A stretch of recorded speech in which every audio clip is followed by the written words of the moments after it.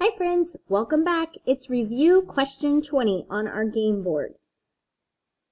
I am looking at this very odd triple Venn diagram and looking at all these shapes and trying to figure out what they have in common. So let's start with question A. Characteristics of all the shapes in circle A. If I look in circle A, I notice all the shapes have three sides, and we know that all shapes with three sides are called, they are all triangles. And then, when I look in circle B, I notice that none of the shapes are the same. This is a triangle, a square, 1, 2, 3, 4, 5, a pentagon. So what do they have in common? Like this one has all sides the same. Look, they all have this little square in the corner. And that square tells us that they all have a right angle. So all shapes have a right angle, which means they have a perfect 90-degree angle. Characteristics of shape C. If I look at C, if you notice each shape has a line on it, on each line, that means all sides are equal. So on these shapes that are in C, all the sides are equal.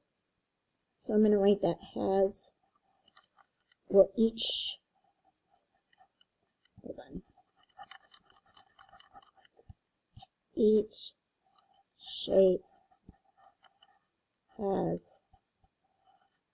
equal sides. So each shape has equal sides. So then it asks, where would you place a rectangle that does not have four sides of the same length? Well, what do we know about a rectangle? I'm not going to be the best drawer, but a rectangle has what? At least four right angles. So we would put it in shape, we would place it in circle B because a rectangle has four right angles.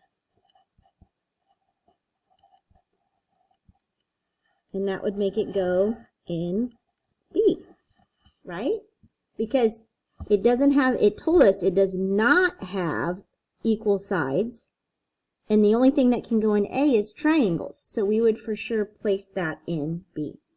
All right, guys, thanks for playing today. The secret word today is sum.